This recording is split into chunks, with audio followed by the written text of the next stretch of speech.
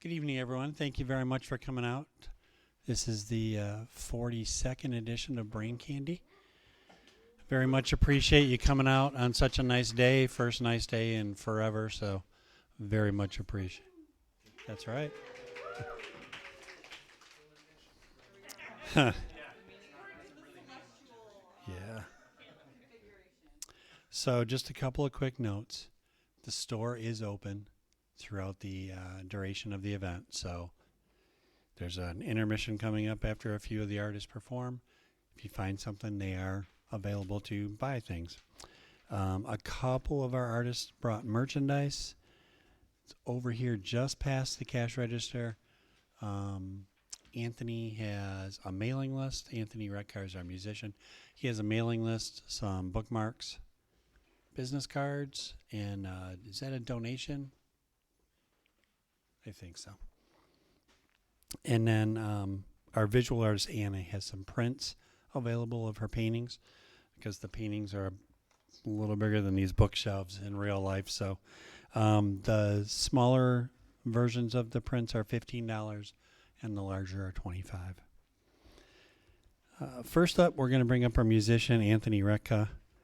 I first became aware of Anthony as an artist in the area April 15th, 2018 at the Hannon House. I think I'd gone to see Diane DeSillis read poetry, and you were the musician with her. And then many times since then. It's funny how our memories were the first time I actually talked. Oh, I see. Evening, everybody. Spring is here. It actually kind of felt that way today. You know, it was 50. I think it hit 50. But it's Michigan, so it'll probably be hail tomorrow.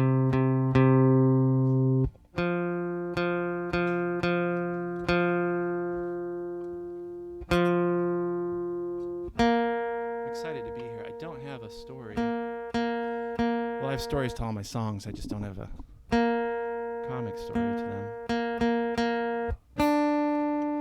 Well, my favorite superhero? Oh. I think as a kid, Batman, because there wasn't anything in particular there was nothing supernatural about what he did. So that always appealed to me. This tune's called Empire. And it's a song about the empires we build in here, and how they can create walls and barriers between people in your life, and how hard it is to break those barriers down.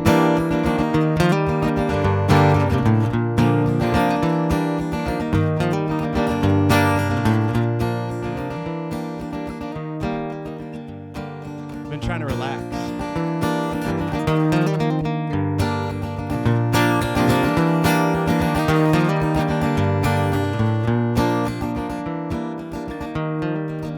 If I could look at all the things I've left in the past, stack each brick that held any mass, ball up every pillowcase that I cried into when I was out of place. I would assemble my own empire. I would assemble my own empire. I would assemble my own empire.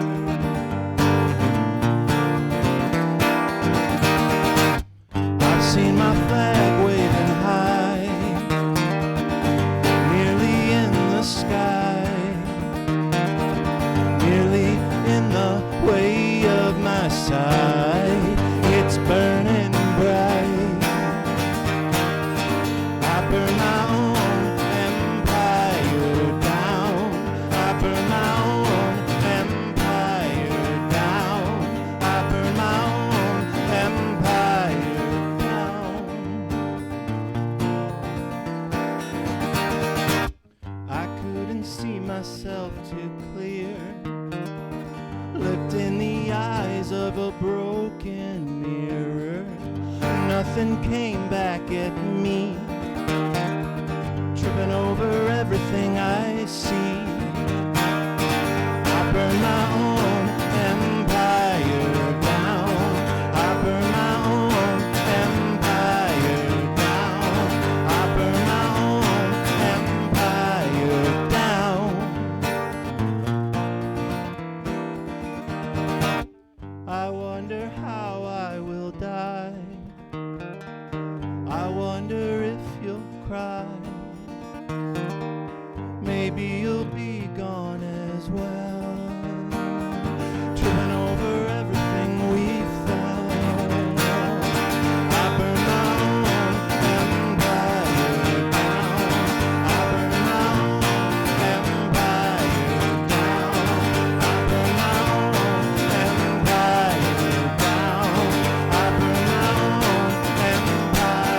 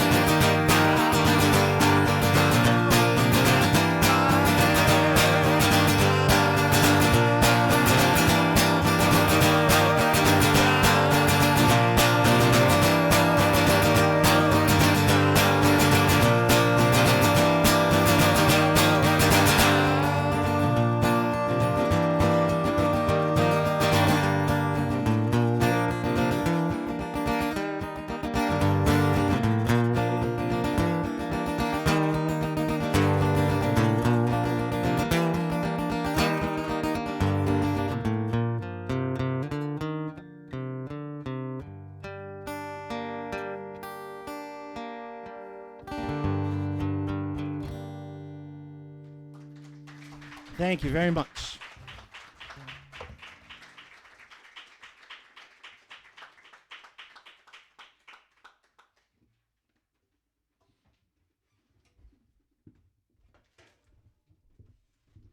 Thank you, Anthony. That was great. Next up, we have our poet, Erin Pineda.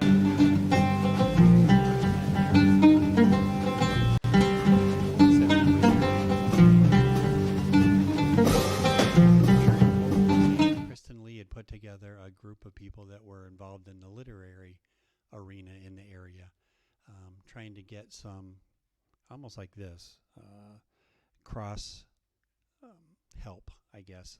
What could, someone like me who wasn't helpful, do something for a 27 letter or pages bookstores or room project and what they were doing in the area. And so yeah, I met Erin at that. We're gonna have her come up and read.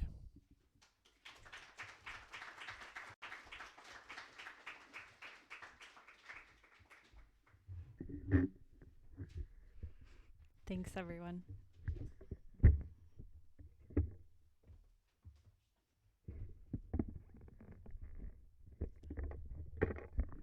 How's that?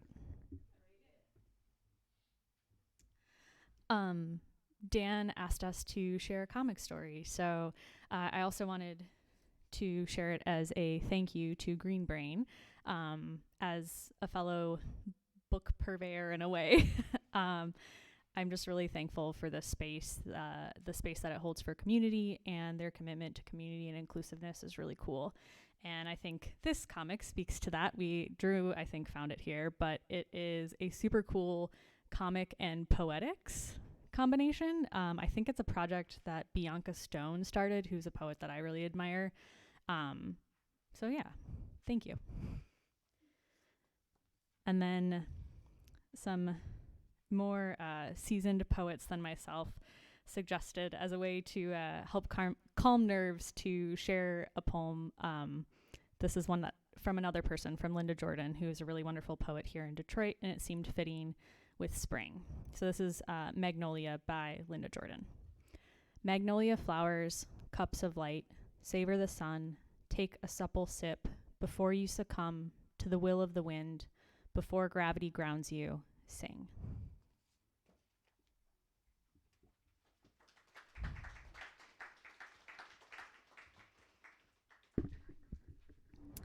And then also one more thank you to Dan. I know Dan is a very humble guy and is behind the scenes, but the amount of effort he puts into creating this event and just taking care of and championing the arts in Detroit and the local area is incredible. So thank you, Dan, for your work.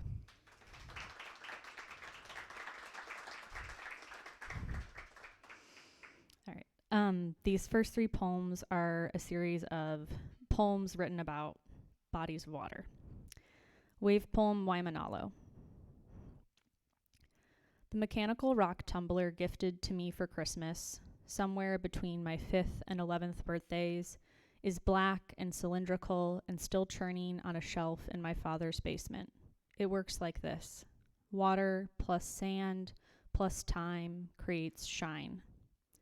On the beach, I see the scar that sits halfway between your nipple and navel is both the length of my pinky finger and what's left of that sacred time smoothed over. The sea's shape shifts, and we try out descriptions. A salt royal, a sound conduit, a warming wrath.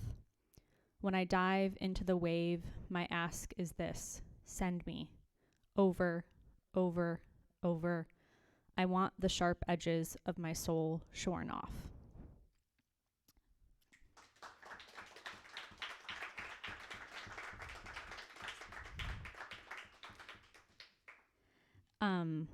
This next one requires a little bit of explanation.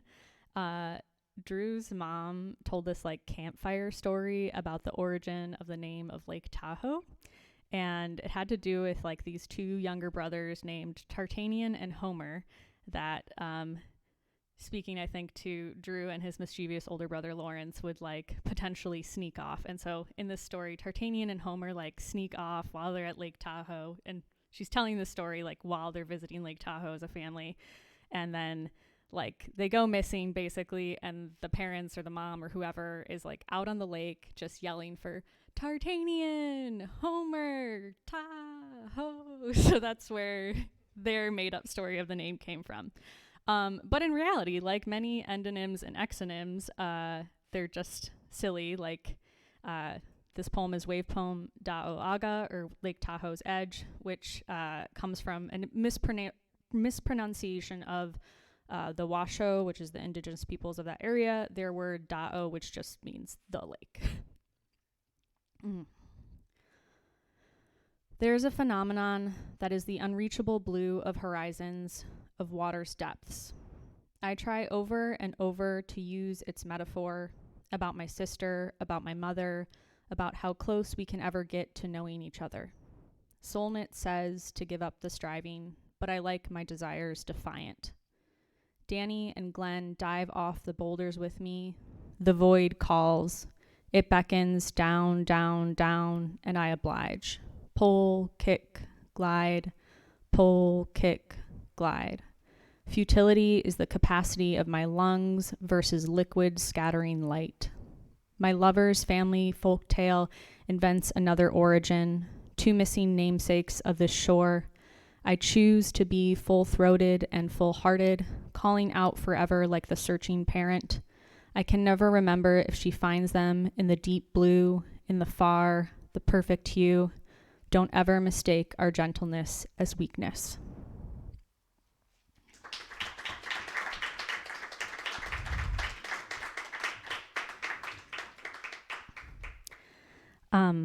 This is a wave poem for Clear Lake, and it's also for my younger cousin Avery. And there's a couple people referenced in this one. Michael Fisher, a dear friend, who's writer, and the deer and rabbit in the story are from a children's book. And Charisse is Charisse Morris, who's an incredible Detroit poet. Avery asks me about 2-piece swimsuits tilting on invisible stilettos. Fingerprint, fascination-full, traces my belly button. Let me teach her how the minnows feed on muck, nibbling near our cuticles if we stand still long enough. Michael mentions Meher Baba's waves of sinner and saint. Can you tell me the chronology, before or after the vow? Deer and rabbit in chef's hats make biscocho for the forest animals. Can you teach me how to love myself? Charisse sends cosmic chills down my forearms. Can you teach us how to levitate? Let us fling ourselves off the dock Inosculate our naked skin to cellophane lake surface. Let us be jewels on Indra's net, the breath inside some silver gills. Let us dissolve.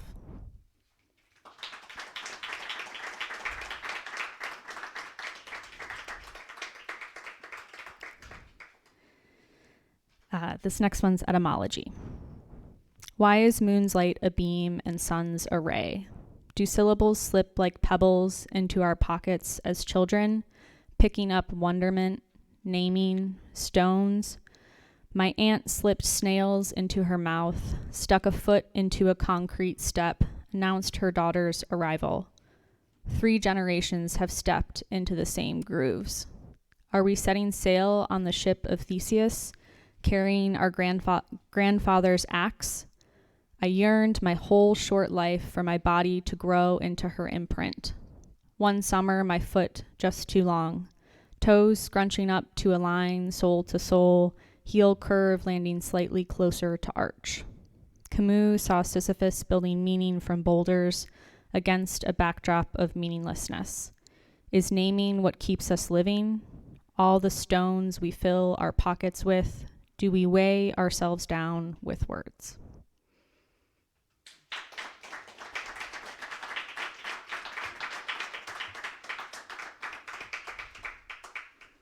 Thanks. Descent into Newark. Inside the rib cage of this 70-ton metal machine, skyline brilliance still warm on my skin, I skim across a blanket of white water vapor, then in and through the down. Underneath, silvered sky, thick fog, filling aptly the cavity in my chest. To those still pondering the sound of the falling tree, does the sun alone still shine?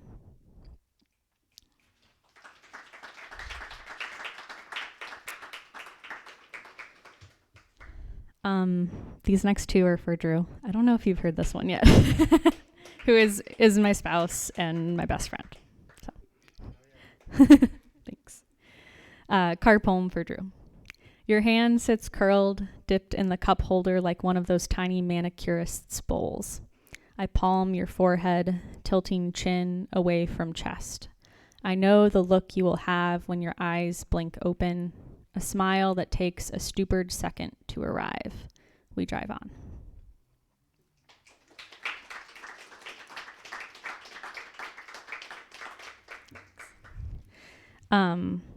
This is one more shorter one, and it's an acrostic poem, so since you all can't see this one, the word that's spelled out by the letters of the first line is snowbound.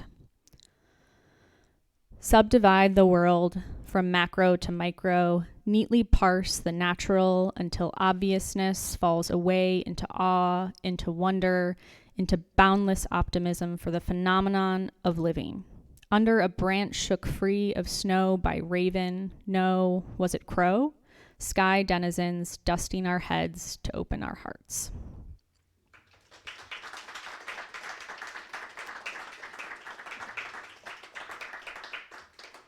Thanks. I think, Dan, if it's possible, thank you so much. So this is something I'd like to try out. A lot of my poetry for a long time existed just in my head or just in my journal. And I'm so thankful for the community and people around me. And so this is kind of intended to be a call and response poem. So if we can get it up there, the bolded words or questions on the right side of the page or the center side of the page are for you all to participate if you feel comfortable. Fingers crossed. This one's also for Robin Wall-Kimmerer, who's an amazing writer, and I got to attend a talk that she had with Helen McDonald, who's another kind of person that writes a lot about nature. And there was this kind of moment where she was talking about grief in relation to climate change and the difference between grief and despair, and that despair is this kind of being paralyzed, whereas grief is actually this emotion that's an expression of love. And so that's something that really resonated with me. So, all right. Oh, yeah, maybe. I could make it bigger, or I could just make it disappear. My apologies. I had it working for a second. No worries. If it doesn't work, I told Drew that he'd have to come up and do it with me. So.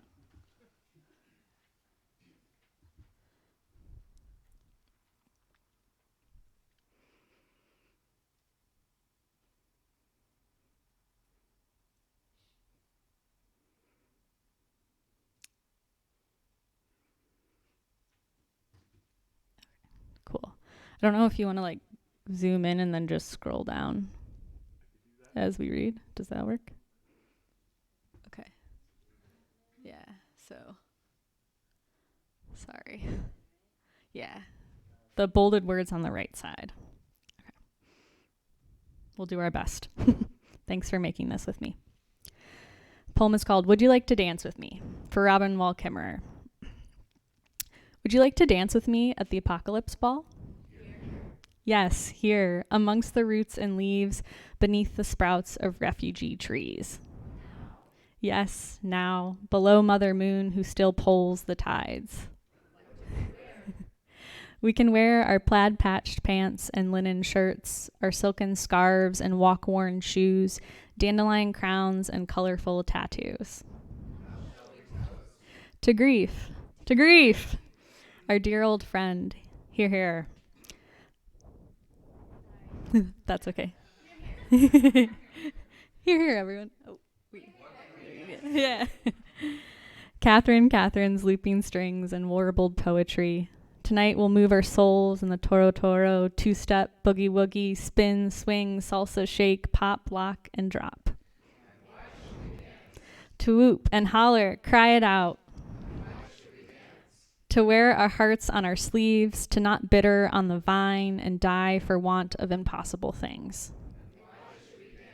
For her and them, for kin and ken, for you and me, to embrace our entropy. Thanks, everyone. Round of applause to you all. Thanks for doing that with me.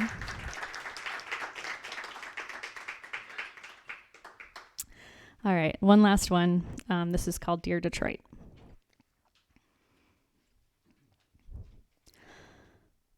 I am not trying to write a poem about the place where there is a Rosa Parks mural above Cheap Charlie's parking, where my mind easily wanders to all the costs she bore, Claudette Colvin bore, Irene Morgan Kirklady bore, and how emblematic it is that the Assembly Line Magnates Estate bought the bus and parked it perma-frozen in Dearborn, where you can pay $18 to visit it.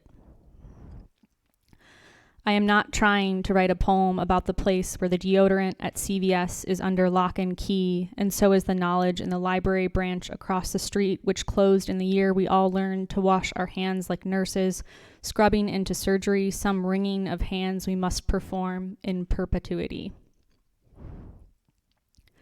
I am not trying to write a poem about the place where I know folks who know Jay Dilla as James and James Baldwin as Jimmy, and the relative abundance of squirrels with coal-colored fur because they lack more typical predators in urban environments in this city where other black bodies can't really say the same. And maybe what I mean is I'm trying to write a poem about the place where after the flood I saw a fire truck towing another fire truck and thought, well, that's how you know we're truly fucked.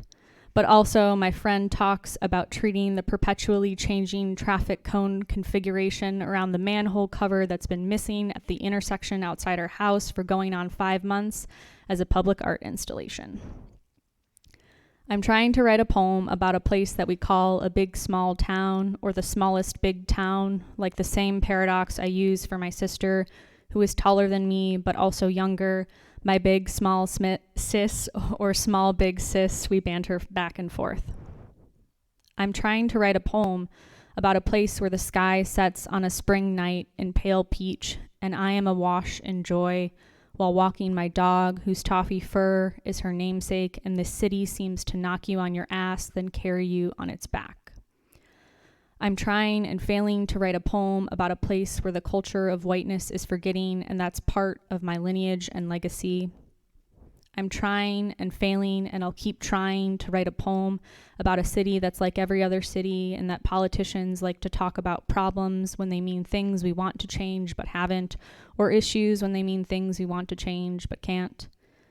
I'm going to keep writing a poem about a place that's cradled in the curve of the river, and where not everything is a problem, not everything is an issue, not everything is a failure. In this enigmatic place I'm failing to write a poem about because I love it so dearly. Thanks.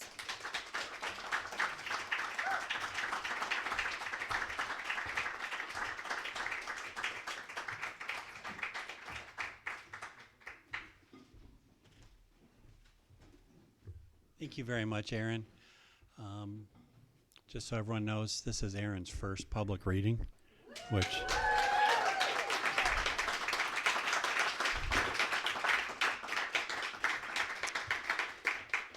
And I would threaten to ban you from all future brain candies for that nice thing you said, but Katie does the same thing at the end of every show, and I can't ban her, so...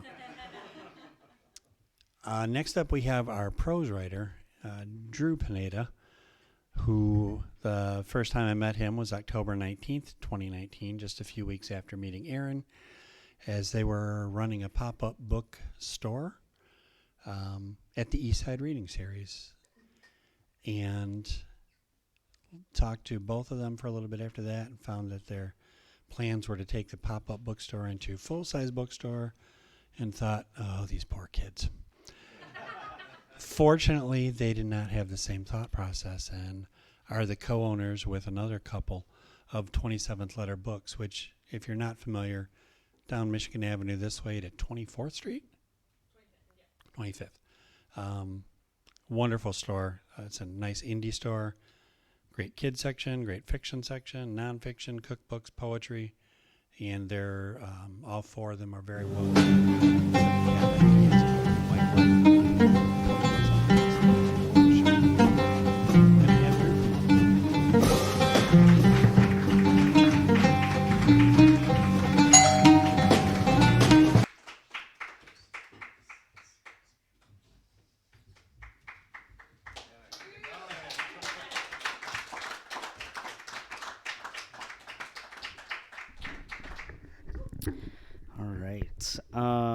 Well, thank you everybody for coming. This really means a lot. Comic story. I think my first interaction with comics was when I was in elementary school. I got one of those Klutz activity books. Like, do they still make those, or y'all know what I'm talking about? And it had like it was like a Marvel comic book thing, and so I tried to draw Marvel heroes for a while. Then when I couldn't do that, went to started drawing anime and stuff like that. But that was my first interaction. So yeah. I've been telling Dan that I'm gonna read something new, so this is new shit. Content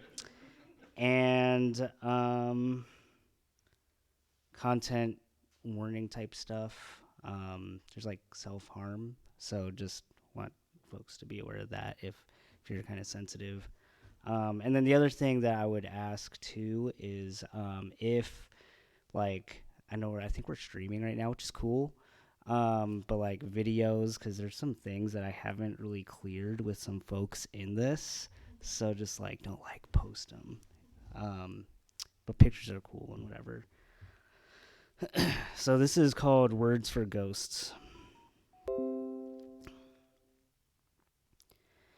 2 days after my dad nearly disappears, we're in a collectible shop at the tail end of a mall.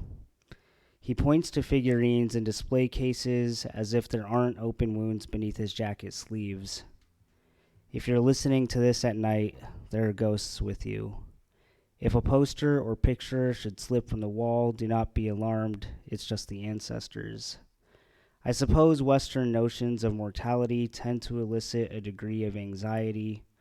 When Elton John sings about the circle of life, this kind of talk seems a little more palatable.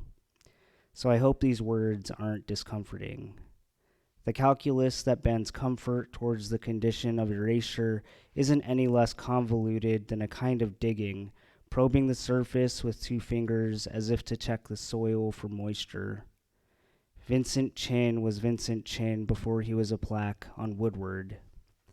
What I mean to say is that it must have been rather uncomfortable, actually painful for my dad, who resembles Vincent Chin, when the white TSA agent patted down his arms in the metal detector. They forced him to take off his sweatshirt to inspect his gauze-wrapped arms for contraband. He's got open wounds, I told the agent, one trigger word away from tackling Paul Blart. Something bad probably could have happened to me, at the time a 30-year-old brown boy. A line from a Marlon Jenkins poem about Jigglypuff and singing to death rose in my consciousness. I've been willing to die for less, he wrote. And this is true for me too. It's true for me still. I exchange koans with my Mexican friend Vince because I think we hold grief in a similar way. Born from Zen Buddhism, koans are seemingly paradoxical questions, less interested in answers than reflection. He asks me, what do you call a word before it's a word? I want to ask how something that isn't there can disappear. I'm thinking now of A Razor's Edge, how a scene from a short story my 8th grade English class read positioned an 1800s Spanish general in a barber's chair. Sharpened dialogue exchanged with a clever barber. Something about compassion, loyalty, and vulnerability. A blade glides over the neck, passes the jugular. I can't remember the words that keep him alive. Months later, in that same English class, I received my first serious academic literary assignment, a 10-page research paper on the history of any word.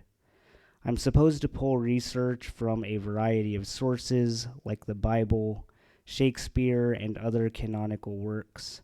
It's worth half my final grade. Long story short, I don't do it.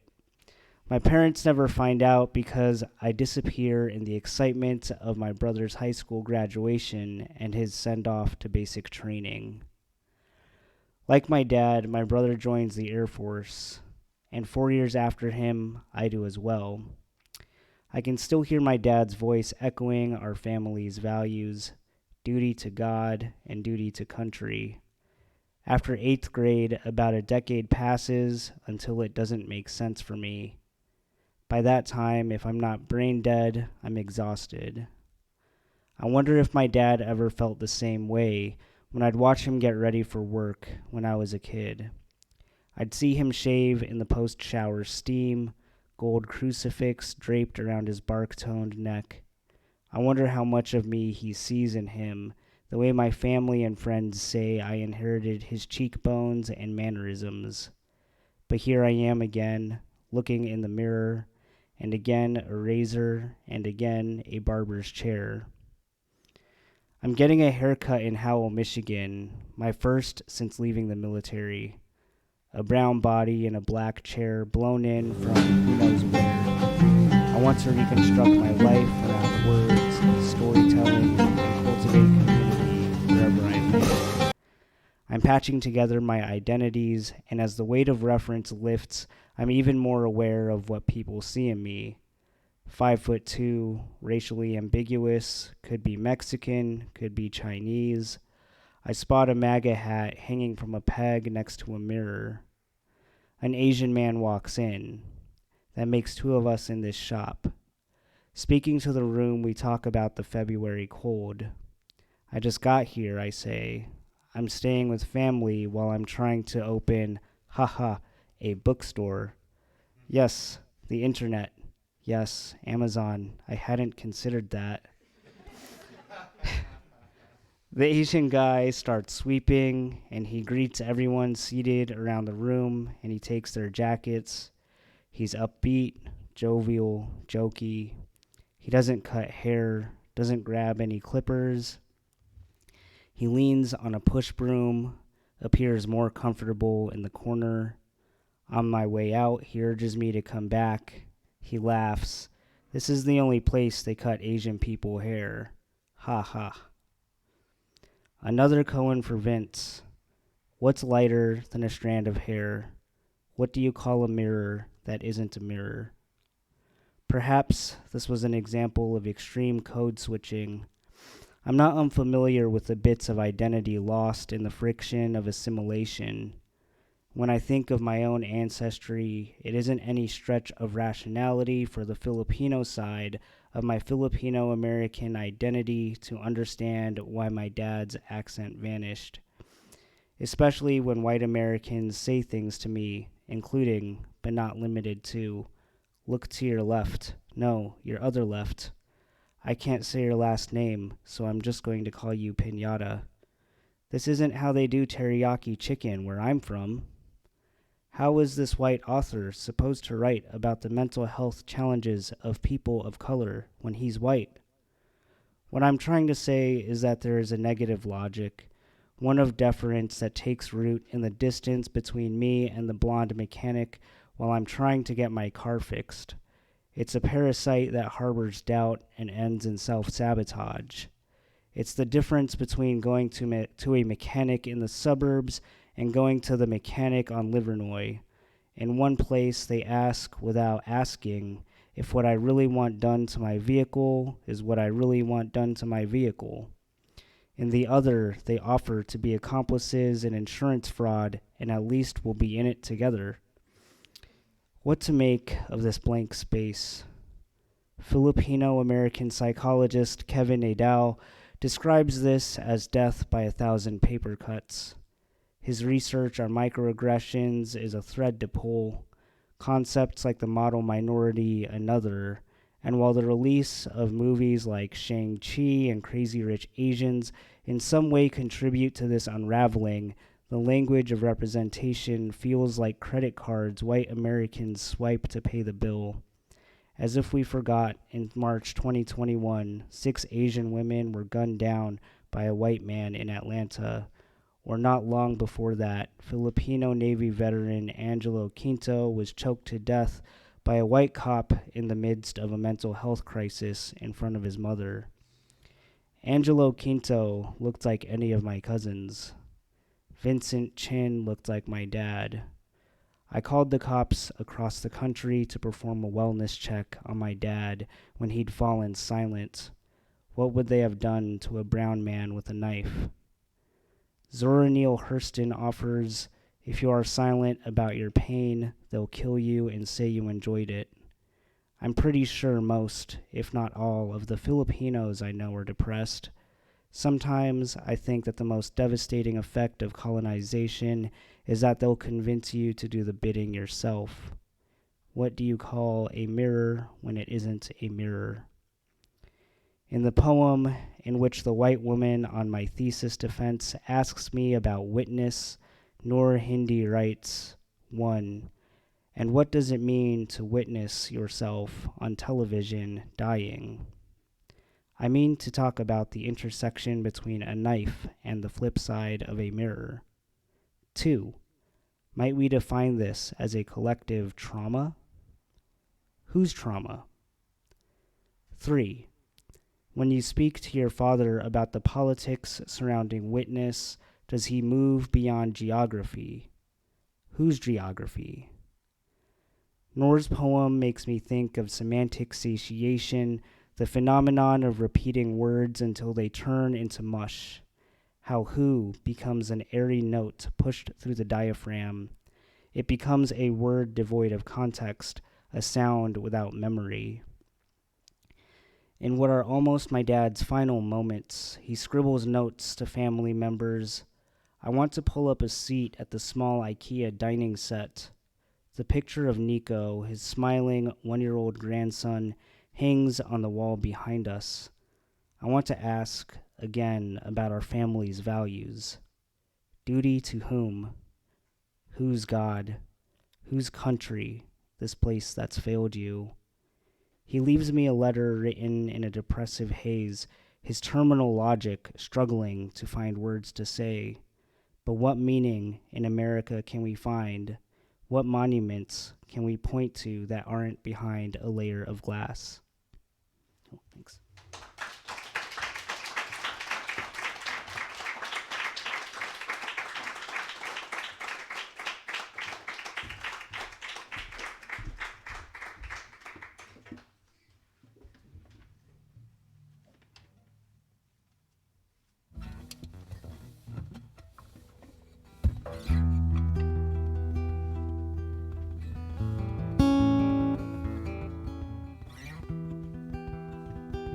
Nicely done.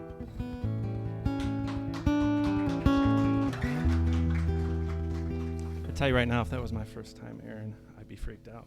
You didn't seem freaked out. Sorry, guys. This is all. All right.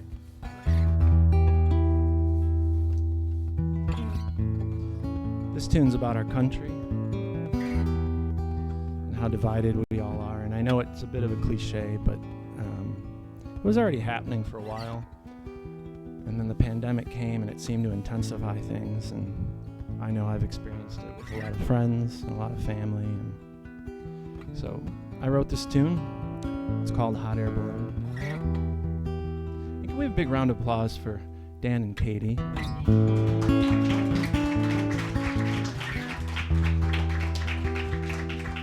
And another round of applause for Dan in the back there.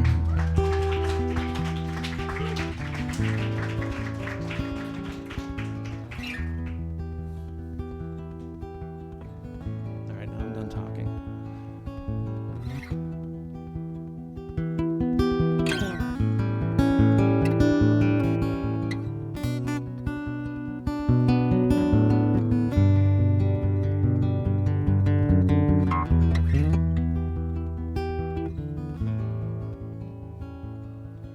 I could have told you all about the dream I had last night, where all the world was laughing and our eyes were full of light. But dreams they end and you awake to find that hope is harder here among humankind. Oh, we sailed to the moon in a hot air balloon, and we cried when it came crashing down. The stars, they shine in the night, they hide in daylight, but we never look up. So what's the point of yet another day? Encouragement discourages and chases you away, but I believe there's peace that we all hide beneath the depths inside ourselves where love and anger collide.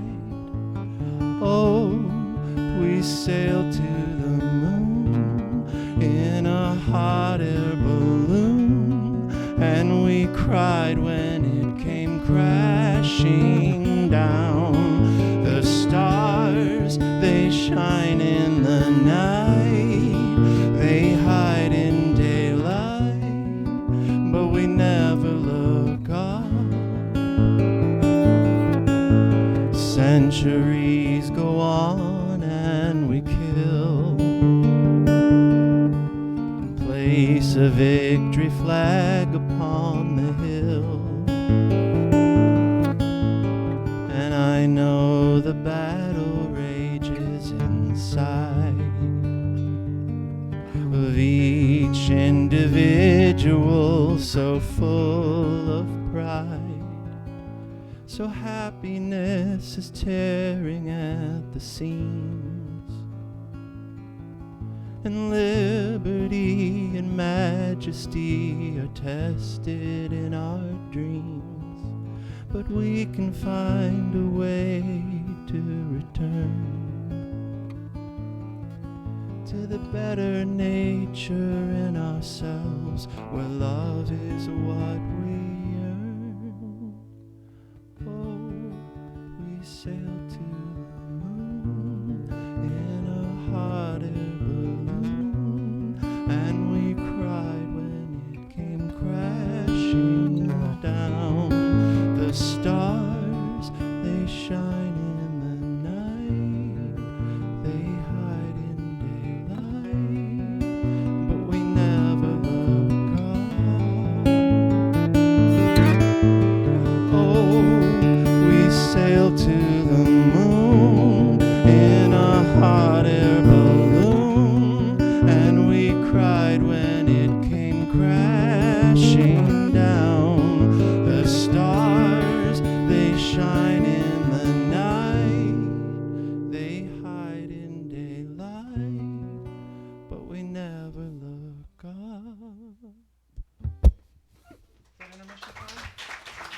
Thank you.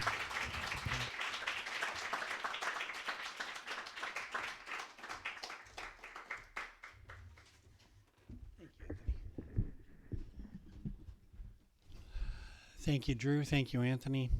We're going to take a small intermission now. Let's say about 10 minutes. The Rocky and Bullwinkle clock up here at about 5 after, we'll come back. So when we come back, we'll have a couple more songs from Anthony and then a slide presentation of the art of Anna van Schaap with her doing a little presentation about her work. Thank you.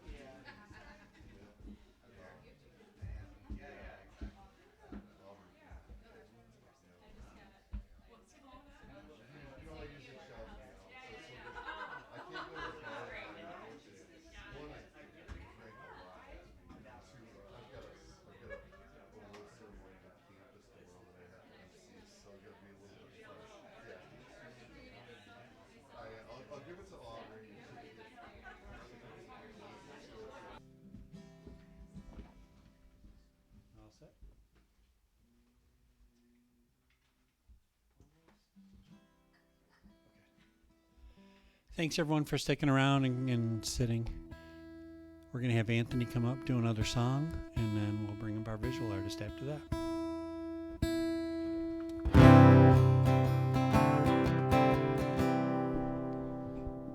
Sorry if it's another bummer. I just, it is what it is. I always joke that I write the sad songs. It's like a journal, you know, that way you can get through your day with a smile.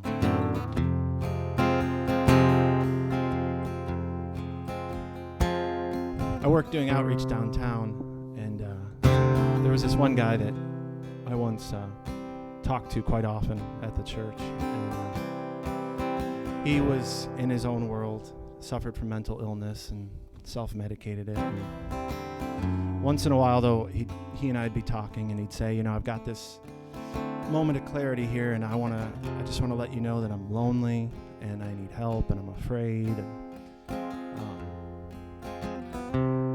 he'd say, in a minute or two, I know that you won't understand me again, and I won't understand you again. I'll just go back to my world, and you'll stay in yours. And it was always pretty powerful when that would happen, because he was aware that he was troubled. So it prompted me to write a song, as a songwriter will do. But the song kind of became something that I went inside and grabbed out of me as well. So it's a bit of a reflective song, and it also goes out to him.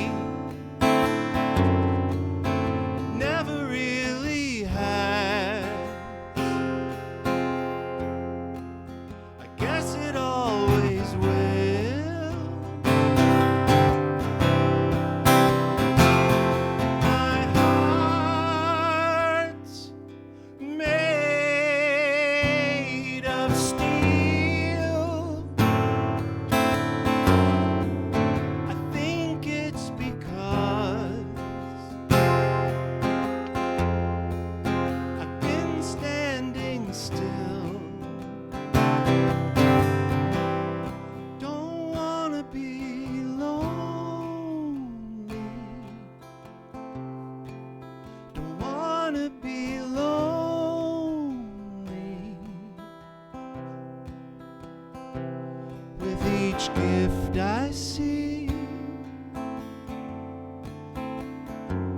there's a question for me. Lonely, wants to be lonely, doesn't want love, doesn't want love.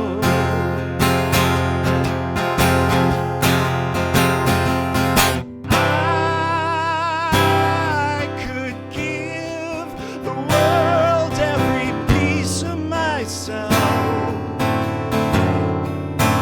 clean up every shelf.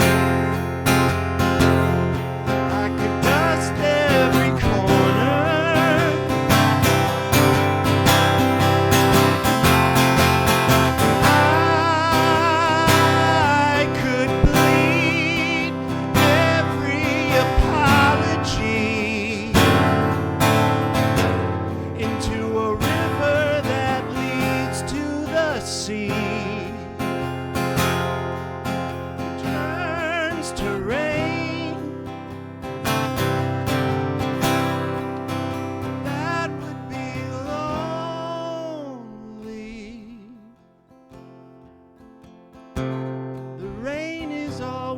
lonely, and the sky is gray, and the world is passing away.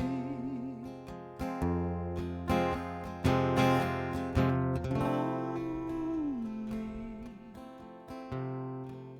don't wanna die lonely.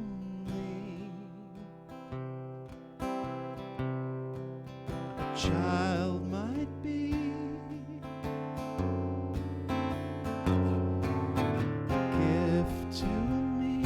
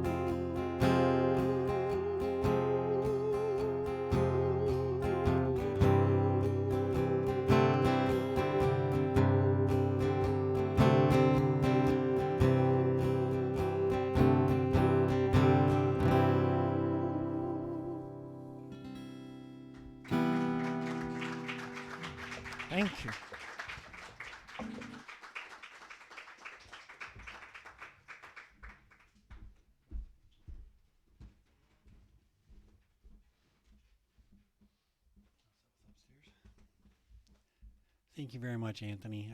You have no way of knowing this because I never tell artists before they show up. That is my favorite song that you sing. I'm very happy that you performed it this evening.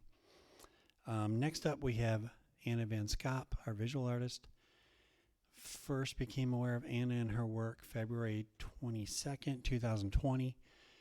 I had gone to the Scarab Club to see some work by another friend and brain candier, Taurus Burns, who's at the Gilda Snowden exhibit. And I don't know if you're familiar with the Scarab Club. I'm not sure about how long it is from when you walk into that main room to the far wall. Probably 30 yards, 100 feet, something like that. One of Anna's paintings, Bleat, was up on the wall over there, and I kind of forgot there were other works. I just walked straight across because I had to see it a little closer, and have been fascinated with her work ever since.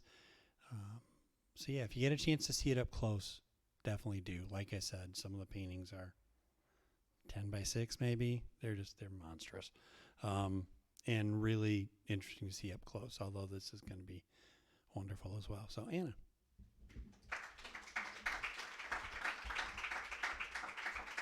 Hi. Wow, there's something about like talking into a microphone that immediately makes your hands start sweating. Thank you to all of the other artists. You guys are all brilliant. Erin, you crushed it. Oh my gosh, first time. I'm like blown away.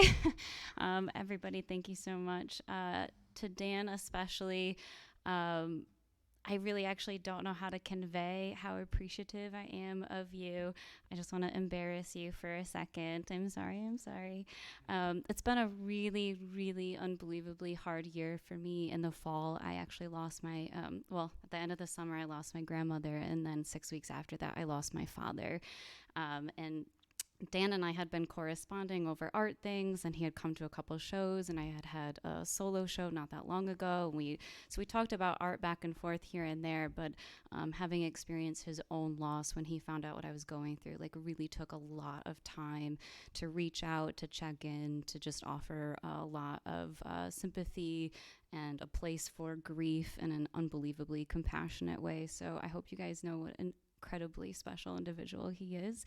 And thank you to Dan and Katie for this place. This is wonderful. I mean, Green Brain is kind of iconic and infamous, and it's very cool to be in this spot. So thank you for having me. Okay, so let's bring this up. Do I need to click, or is this coming up? I'll give you my comic story to start while we wait for the presentation to come up. So I don't have like an actual comic book story, but this is related to comics, I guess. I want to tell a story that actually segues pretty well into my artwork itself. When the very first Wonder Woman movie came out, I went to go see it. And I don't know if you've seen it, but I'm not giving anything away. At the beginning of the movie, there's a big epic like fight scene battle that happens between Wonder Woman and all of the Amazonian women she lives with on their planet, and their adversaries. And all of these incredible, powerful women like team up to defend their home, their planet, each other. And I sat in the movie theater and I cried. I had this unbelievably weird, visceral reaction to watching these women defend each other and defend their home. And I didn't think about that for a very long time until years and years later. I was hanging out with a group of girlfriends, and we were talking about movies, and Wonder Woman came up for some reason. And another woman that was there was like, yeah, the beginning of that movie, I like cried during that battle scene. It's so weird. And I was like, no shit, I did too. Like, and it kind of brought this all back up. And a couple of the other women sitting around talking to us were like, I had the same reaction.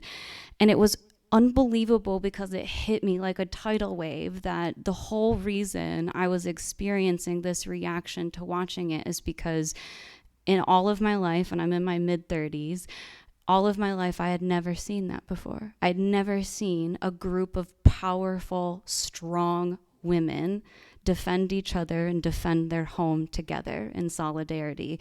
And to see that on a big screen in my lifetime for the first time created that reaction. And that leads me into my work. And basically the power of representation. So my work is about the visual representation, creating a visual language for the internal lived experiences of women. I come at this from both a art historical context and from a modern societal context, the way that we view women. So my background in art, I grew up in Grand Rapids, Michigan. Shout out to the West Side if you didn't get like the tall and blonde Dutch thing. Like, it's pretty obvious where I come from. So I attended the University of Michigan. I got my degree in fine art, and I got 2 supplementary degrees in women's studies, along with an art history degree from the Museum and Curatorial Studies program there. So my work crosses a couple different boundaries here, from art to looking at women's perspectives and coming at that both as an artist and a curator. So I think the biggest thing getting into my work, trying to break it down in a concise few minutes without boring you to death, is I was very interested and very influenced by the old masters, like very, very into, I think you can see a lot of it and a lot of play with like the same kind of gesturing, a lot of the same color palettes, very influenced by the Dutch and Italian masters. But looking at these time periods, especially starting like sort of the Renaissance time period, women's bodies were literally objects. The men at this time, and it was almost exclusively men, we're now getting to learn about some of like the 18th century female Italian painters, but predominantly male painters using women's bodies as objects. They were painted by men, they were painted for men, and they were painted to look at. And that's all that they were. They were painted very passively and very beautifully. They were very stylized and idealized, the same way we sort of depict women today in modern society. It wasn't until really the Baroque era that came after the Renaissance that we really saw some of these painters and the rise of some of the female Italian masters that actually put a lot of volition back into the female bodies. You actually saw them become characters of action instead of being splayed for voyeurship. They were actually actively taking up space, actively doing things. They were staring back at the audience and challenging our ideas of what looking at bodies does and what looking at women does. So you see a lot of that in my work, trying to capture like putting volition back into the body, but also talking about identity politics for women, talking about voyeurship, obscuring faces and imagery, trying to muddle that relationship between the viewer and the person in the painting, and then also creating the visual language to tell stories about womanhood from women's perspectives.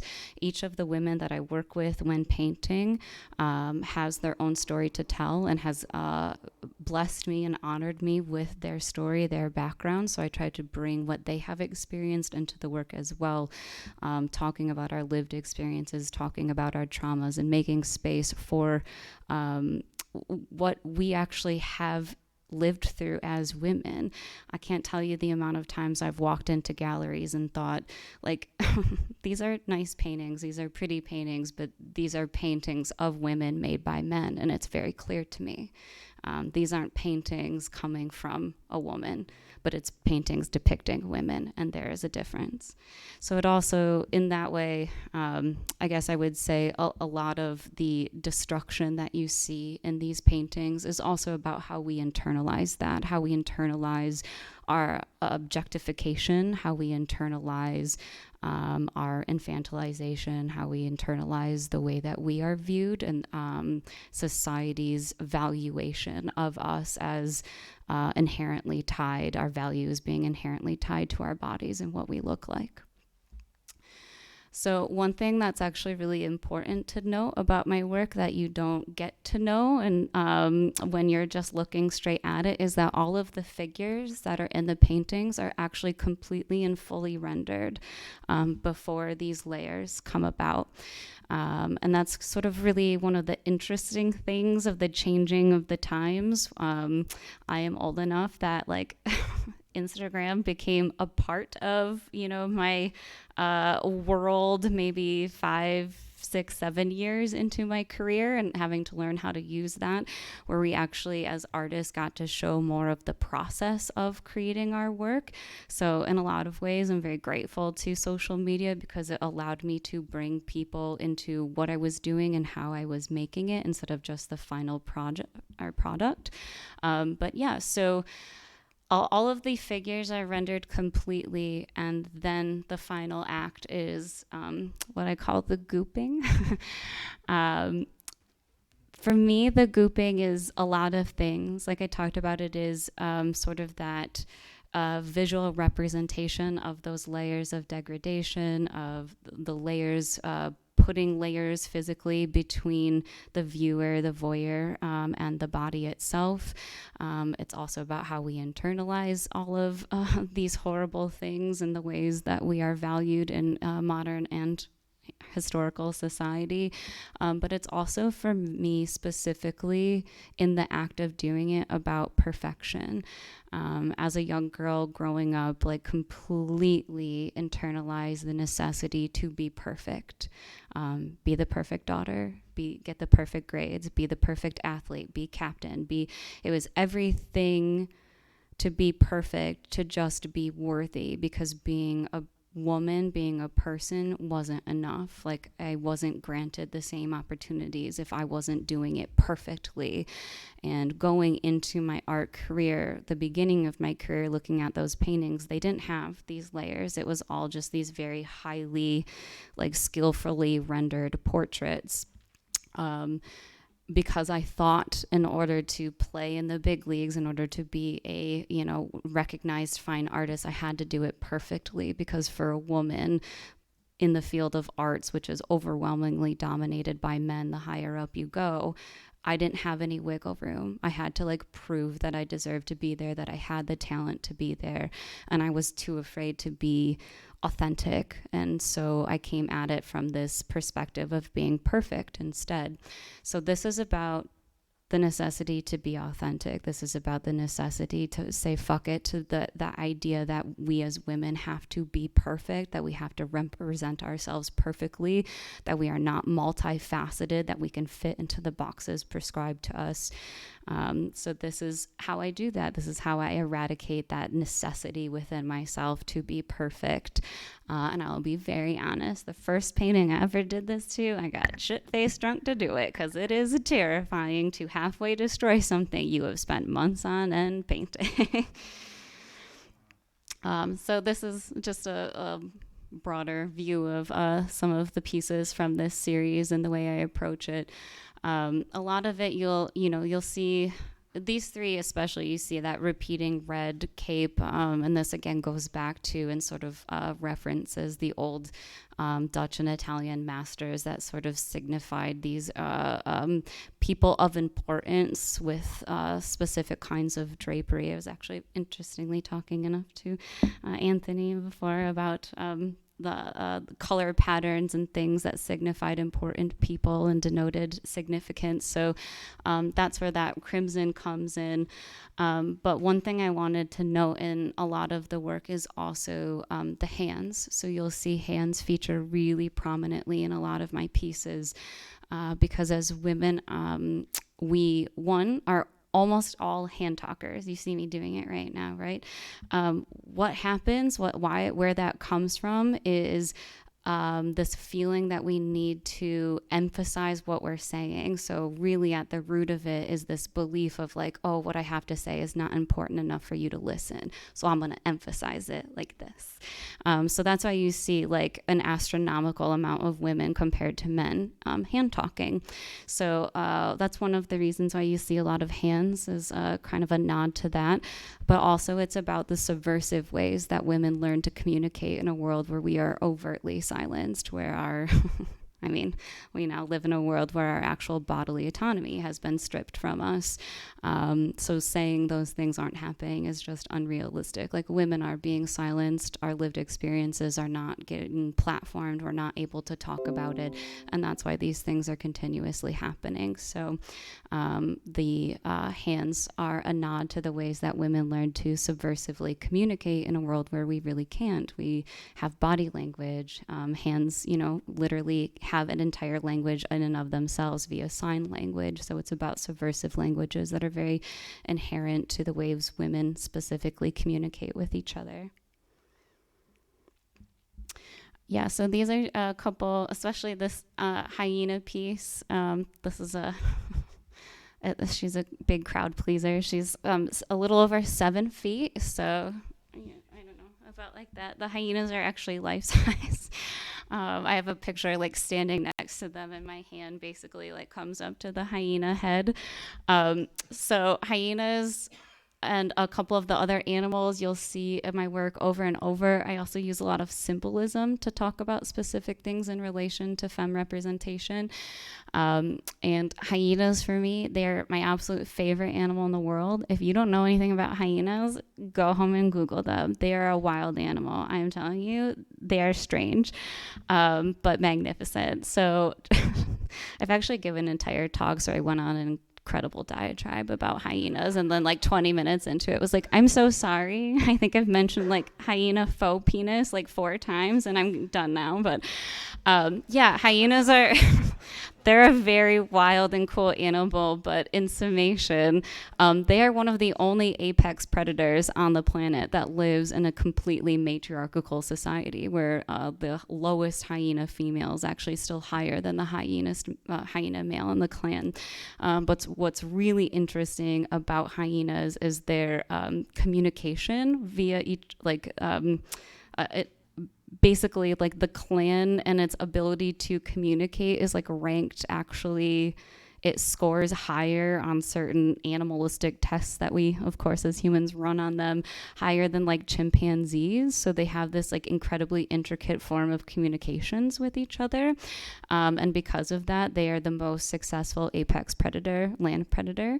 They cover like the widest geographical area that any apex predator does on land. But anyway, so what's very, very cool is the communityship within hyena clans. So even when a hyena female gets like sick or injured, it isn't the survival of the fittest kind of thing where she's just left to tend to herself, and if she survives, she survives. That's not at all. She's like brought back into the den and basically like cared for. They like bring her food and make sure she survives if she's able to, instead of just sort of like leaving her in the wild to die. And to me, that's like the definition of femme solidarity and the importance of caring for each other in femme communities. So that is why I love hyenas. Anyway, go home and Google them. You will be surprised. Okay, so last couple little things, talking about a couple other things that I do. So again, I am a fine artist, and I'm known specifically for my giant paintings, but I also do a lot of art activism, using art as my means of activism. So I've worked with a lot of art activist groups over the years to do some activist projects, talking about and sort of looking at the world around us and how as artists we can make an impact. And I think artists and artistry have always been on the forefront of activism, because visual language is universal. If you can create a visual language that is impactful, an image is universal. You don't have to speak the same thing to share a feeling. So I think artistry and activism go hand in hand. And so I do a lot of work in activism. And I also do some stuff as a MPPA photographer, a National Press Photography Association photographer, in the same vein, but that's for another presentation. Oop. Here we go. So a little bit about curating. This is actually the Scarab Club, by the way, that Dan mentioned. A couple things I like to talk about when I do presentations. So I usually do this at like colleges and universities for freshman artists who are like still very excited about going into the world and being artists, and I have to find this like really balanced medium between like keeping them excited and not crushing their souls entirely by the end of the presentation. So one of the things I like to talk about is trying to find your way into the world. So the art world is a really difficult place to exist. It's a very difficult place to build a career. I always tell young artists, like, the most important thing, the best thing you can do for yourself is like build an armor of steel around you. You have to be your best and sometimes only advocate. You have to fully believe in what you're doing, and you sometimes have to be able to ignore everyone and everything around you. I've had people very early in my career, right from the get-go, tell me, like, you would be a lot more successful if you just painted prettier things. Like, you're talented enough. But I didn't have a passion for that because it wasn't what the work was about, and it wasn't what I had to communicate. So I stuck to my guns and I built my career the way I wanted to. And I feel a lot of pride for that, and really encourage young artists, like, stick to your guns, but know it's gonna hurt. So one of the ways into the art world that I found for myself was starting to curate exhibitions. I do have a degree in art history and curatorial studies, so I had a fascination with that as a medium, just as an artist myself, but also just creating spaces for other artists to start showing, especially as my career started expanding, wanting to give young aspiring artists that opportunity and help them meet and mingle and network with other more established artists. So I actually did start a curatorial organization. I thought it was the next slide. It's not. It's out of order. Sorry. But I did start a curatorial organization that does that. And through that found the most important thing I can tell you about the art world, if you have an interest in arts or you want to grow your art career, is networking is everything. Like, say yes to everything. Say yes to every opportunity. Go out and network. Go to other artist shows. You just have to, like, you have to get out there. You have to learn to speak about your art and start with your peers, because your peers are going to be the most receptive. So start there and work your way up, and going to shows, creating shows, get your friends together, put on a show, start wherever you want, but just keep going. About halfway into my 15-year career, I also started doing supplemental sculpture work, creating sculptures that referenced the paintings in a lot of ways, but also because I wanted to break up or maybe even just address that relationship between the viewer and the paintings, that voyeur relationship. There is something very stagnant and boring to me about, having a show with these four walls and things are up on the wall and you just sort of like, step from one painting, look and sigh, and step to the other, look and sigh. I wanted to sort of disrupt your ability to do that. So I started building these giant sculptures, and I feel really bad because these are really, really old slides, actually. A lot of the stuff I've built now is a little bit more confrontational. There's a lot of like daggers and swords and things and like bleeding sheep, and anyway, but yeah. So really just trying to get you to move differently in the space and break up the monotony of looking at art, which forces you to actually like feel it and look at it and be with it instead of just like wall to wall to wall movement. So again, these are sort of slides that were for young aspiring artists, but the last thing I always sort of like to end on when talking about art is like not to be discouraged, and when going out and finding work, find work that supports your career. You're never going to have a brilliant career in the arts if you are going to be like a 9-to-5, 5-day-a-week banker. There's just almost no way to do it, in my opinion, like working those 40-hour, 50-hour work weeks and having enough energy to go home and devote to this practice. Like, your work really should be a massive part of your soul. And I don't know about you, but any job I've ever done, even if it's just like a 30-hour-a-week job, I spent like 29 of those 30 hours just waiting to get home to get back into the studio. So it was not like a very productive employee anyway, but no. You basically just do what you have to do in order to do what you love to do. And even if that means being very, very, very broke for a long time, which I have been, pursue your love and pursue your passion. Like, life is way too short to do anything else. So look for work that feeds your soul, and all of that will feed into your art as well. And I think Oh yeah, so just this is my social media if you want to find me. I'm the other Twisted Sister.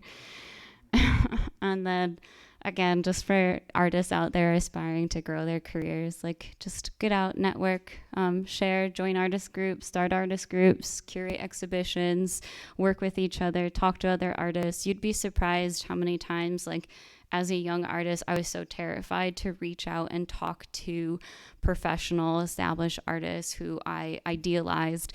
And now, I guess, quote unquote, as one of those, I hang out with them now and I tell them, like, oh my God, like, I used to have big hard eyes for your work and was like so terrified. You were a monolith to me. And now I'm like, yeah, and now you're just that, like, a weirdo that's cleaning dishes in my sink, and making that connection to these artists and kind of bringing them back down to a human level, and realizing, like, they actually all along would have loved to talk about artwork, because artists, that's what we love to do. We love to talk about artwork. So if you're interested in somebody's work, just reach out to them, start a conversation. You'd be surprised how many artists will speak back to you about it and kind of give you their 2 cents and maybe put you on a new path. So pretty sure that's it. Yeah.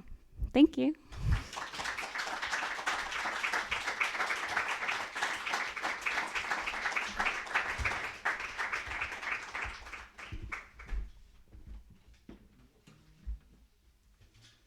Beautiful stuff. Really. Did you guys have a nice evening? Thanks again, Dan, for putting this together. Give me a big round of applause for Dan. And for Dan and Katie, thank you guys very much for hosting this. And Drew and Erin and Anna. It's always fun to kind of break out. Since the pandemic, I've not played a lot of gigs, very, very few. I was talking with Drew about that, and it's fun to kind of break out and get back into it and meet new people, and it's a good time. I was going to play something slow, but I already did that, so I'm going to do something catchy. Maybe it's a drag, maybe it's not, but it's called All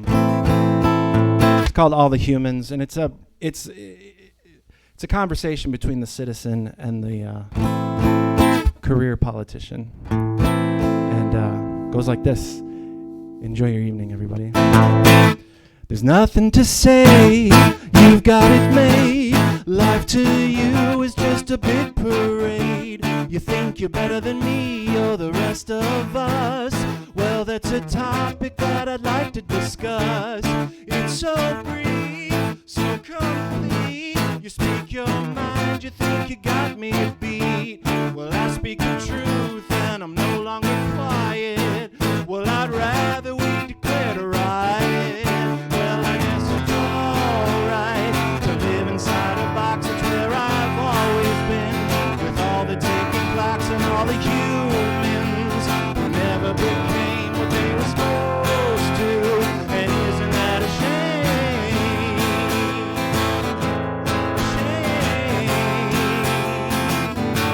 I don't believe in lies or the tears in your eyes.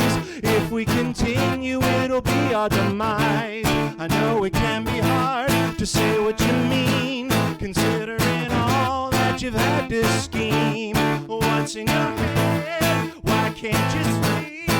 Is it all the ghosts that constantly creep up and down the side of your bones? Look up to the sky to see the unmanned drones. Well, I guess it's alright to live inside a box. That's where I've always been, with all the ticking clocks and all the humans who never became what they were supposed to. And isn't that a shame?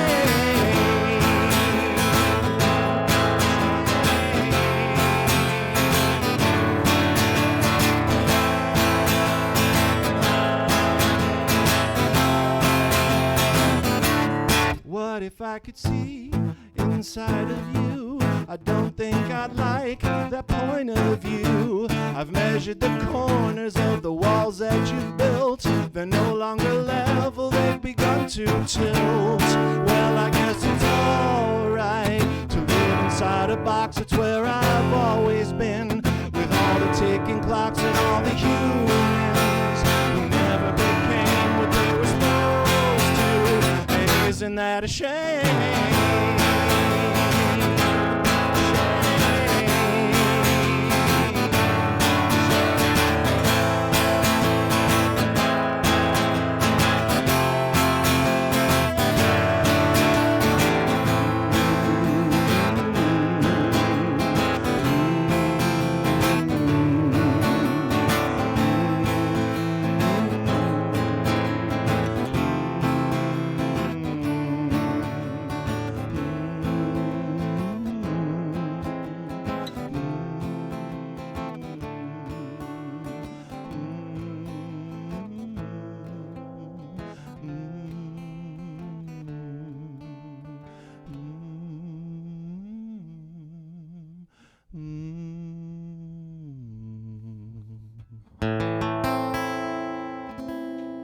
Thank you very much, guys. Thank you.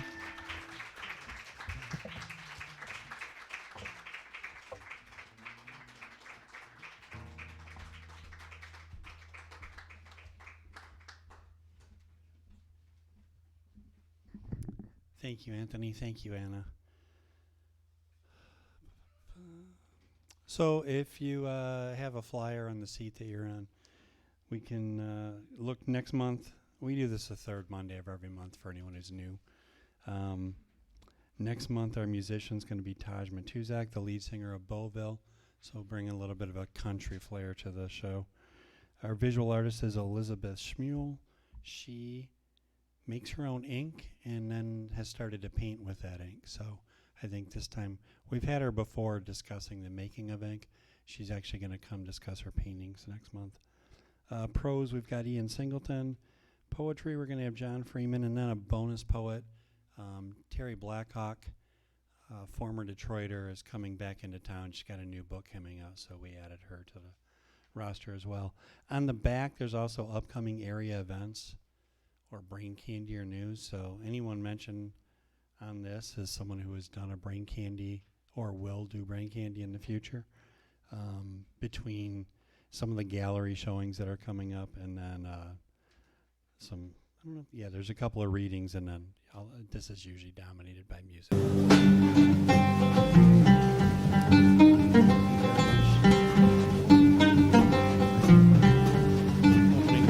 every month.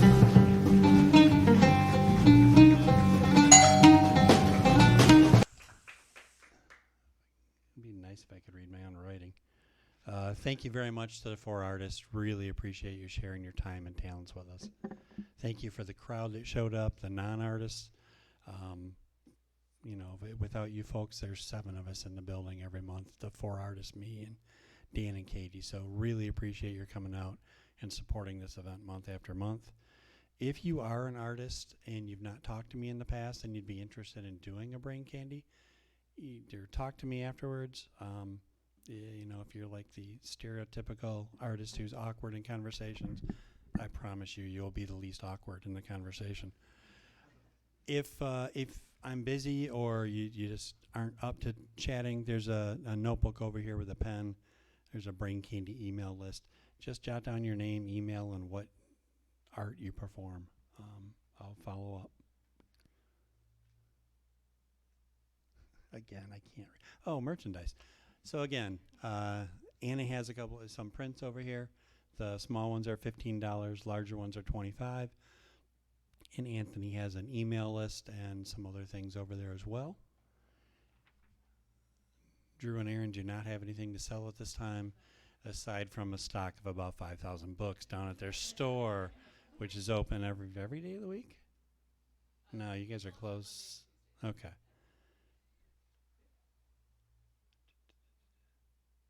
The store is still open until we leave, correct? And then last thing is big highlight in yellow on here. Lately, because this event doesn't really we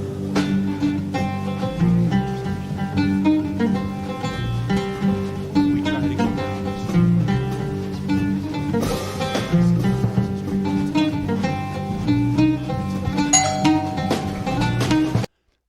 if you're going down there and you get there before I do, which is quite likely, we tend to set up in the room with the pool table. They're used to us showing up and dragging tables around and putting them together. So feel free to do that. Hopefully we'll see some of you there. Thank you.